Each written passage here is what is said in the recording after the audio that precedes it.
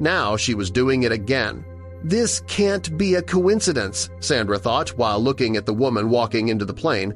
There was something about her, something that gave her a bad feeling, a really bad feeling.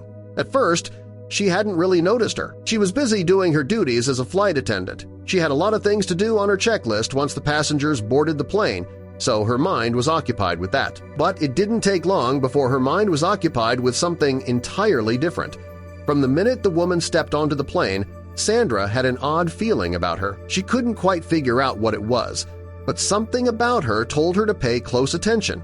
"What is it? What are you trying to tell me?" Sandra thought, pensive. She bit her lip and squinted her eyes to take a better look at her. As the woman made her way down the aisle, Sandra's intuition prompted her to take in every aspect of her appearance and behavior. The woman, who appeared to be in her late 20s, radiated a kind of nervous energy that seemed to charge the atmosphere around her. Her hands were restless, constantly adjusting her purse or smoothing back a strand of hair, revealing her anxiety.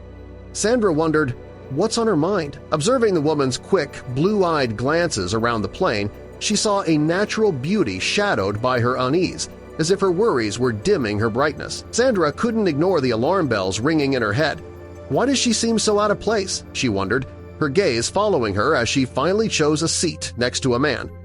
Was that someone she knew? Was that the reason she was acting so nervous? She was so caught up in her own thoughts that she hadn't even noticed her colleague Harper sneaking up on her.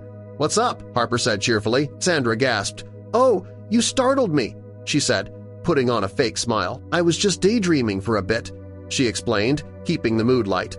She didn't want to tell her what was on her mind. What if she was wrong? Harper took her in for a moment and then asked, "Ready to start serving drinks?" Sandra nodded, and they both headed towards the galley. Sandra desperately hoped she could serve in aisle 2. She had a specific reason for wanting to work in aisle 2. It was where the woman who had caught her attention earlier was sitting.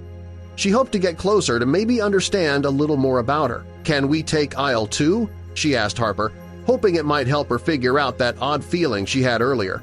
But it seemed luck wasn't on her side. "Looks like Charlotte and Steve already started there," Harper replied with a frown. "Why aisle 2?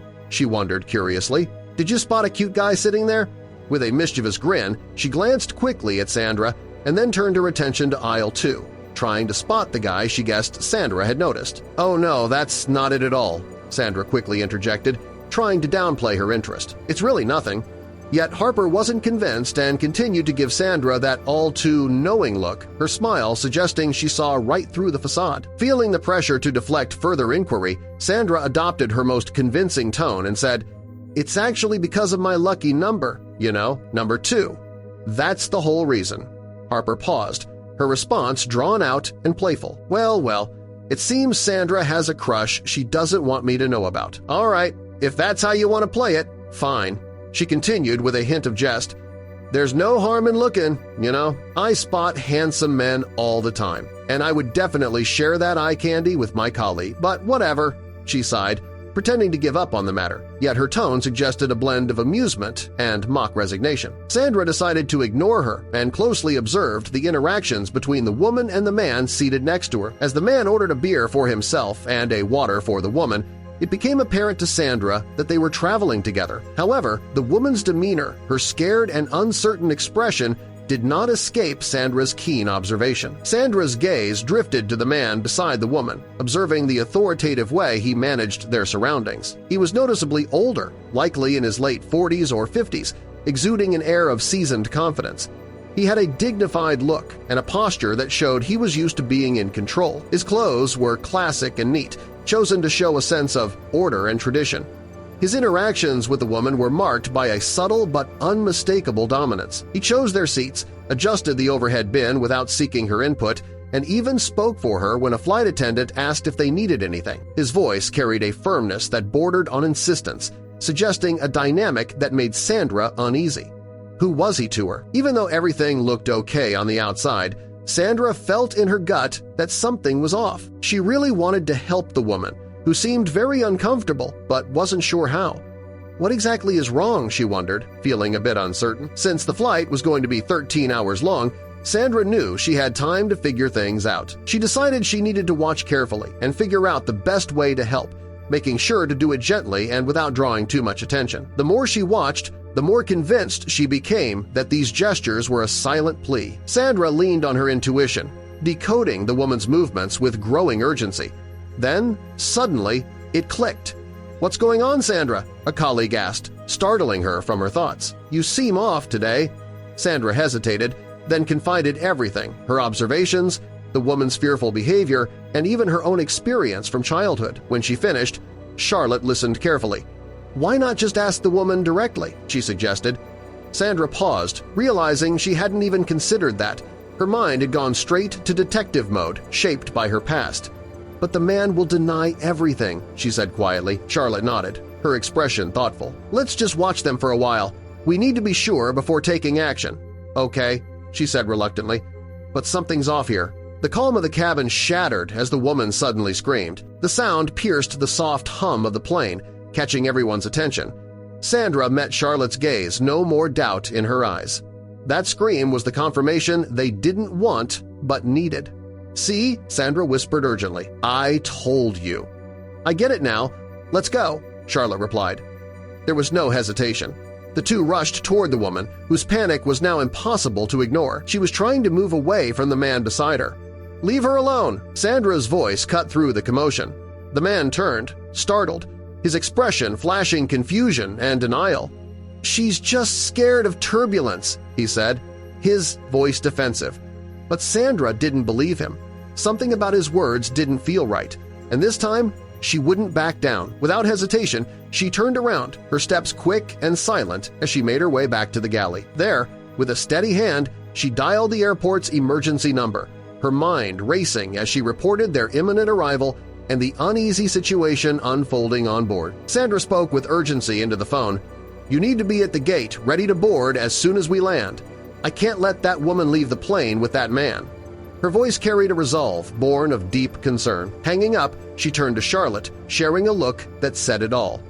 "We're doing the right thing," Charlotte reassured her. As the plane descended, Sandra's mind was a mix of anxiety and resolve. The intercom crackled as the pilot instructed everyone to prepare for landing.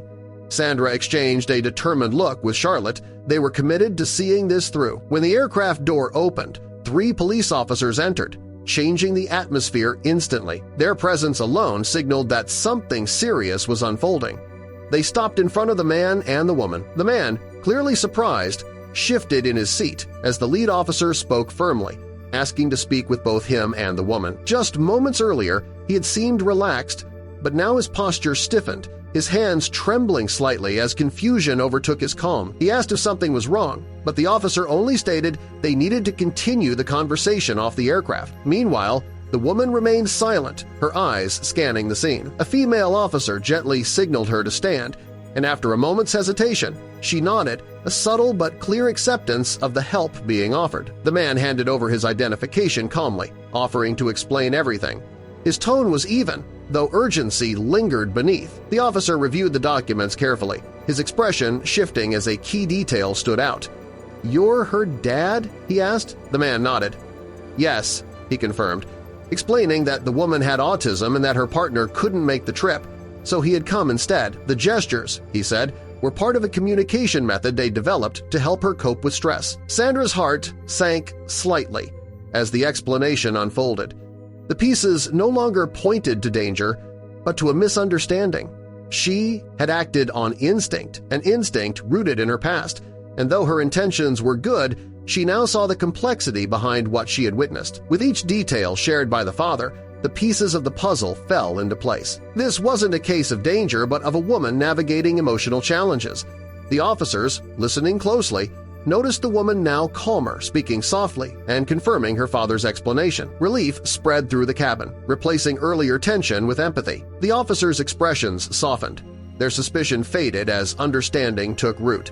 Despite the calming atmosphere, Sandra felt the weight of her mistake. In the quiet of the empty plane, Sandra made a promise to herself to trust her instincts but with compassion. She had acted with concern, but she had also misjudged a situation. Mistakes would happen, she knew, but how she responded to them would define her growth. As she stepped off the plane, a new sense of resolve guided her. The incident, though difficult, had given her perspective. Her role was more than service. It required empathy, discretion, and humility. And from now on, she'd carry all of that with her. Thinking ahead to future flights, Sandra felt more grounded. Every passenger had a story. Every gesture could hold meaning, and she would remain alert, but with heart and understanding leading the way.